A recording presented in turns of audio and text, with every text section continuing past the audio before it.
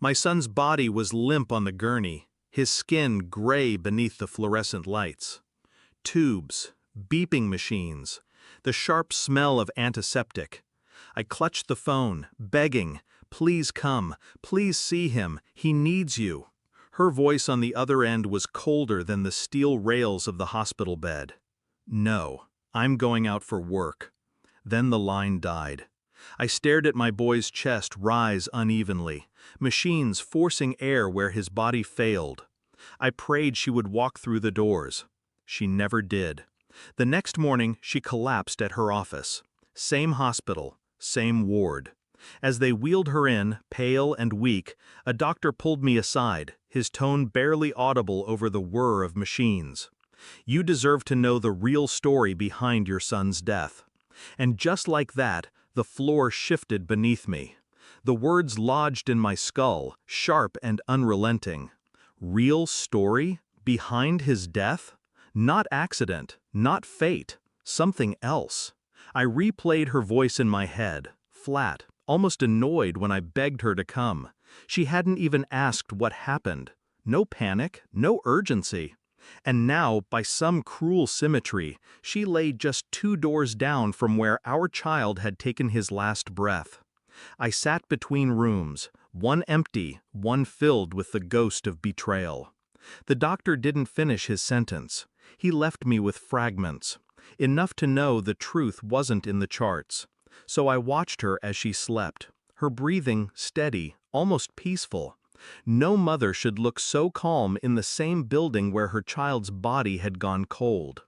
The pieces began to move in my mind, aligning into something darker than grief. I became methodical, detached. Grief took a backseat to calculation. Phone logs, messages, bank records. I slipped through them like a soldier through barbed wire. Patterns surfaced. Late nights labeled as work. Withdrawals timed perfectly with her unexplained absences. A name that kept appearing. Transfers, hotel bookings, receipts. The boyfriend she never confessed. Neighbors whispered when I pressed. "She's been distracted. Always someone else picking up your boy from school.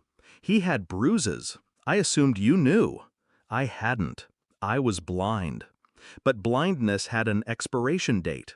Each clue sharpened into a blade. Each silence from her became proof. She thought she had orchestrated the perfect double life. But betrayal always leaves fingerprints, and I was collecting them all. The final fracture came from the autopsy. A quiet request to the coroner, a favor pulled. My son hadn't died from the fall alone. The injuries told another story. Repeated trauma, neglect, signs missed or ignored. And worse, the timeline. He had been hurt hours before I was ever called. Hours she could have saved him, but she didn't, because she wasn't there. She was with him. I carried the report into her hospital room. She sat upright, fragile, wires tethering her to life. I placed the folder in her lap, said nothing. Her hands trembled as she opened it. Her eyes scanned the pages. Each line stripped another layer of denial. She looked up. Her lips moved. A whisper. "This isn't what you think." I tilted my head, calm. "It's exactly what I think." Her tears fell, hot and useless. Mine never came. I didn't raise my voice, didn't strike her. Instead, I laid out the evidence, one sheet at a time. Phone records, bank transfers, witness accounts, the coroner's report. Her world unraveled in silence. "I begged you," I said quietly, "and you chose him." She sobbed, clutching the sheets as if they could hold her together. I stood over her, detached. "The police have copies, child services too. Everyone will know, not just about him, about you." Her breathing quickened, panic overtaking the composure she once weaponized. I leaned close, my voice almost kind. "You didn't lose a son.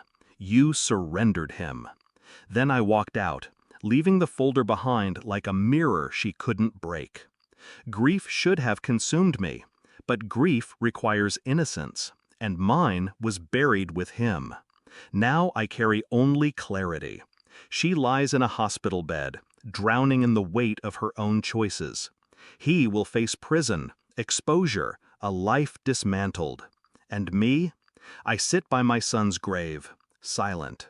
No tears, no prayers.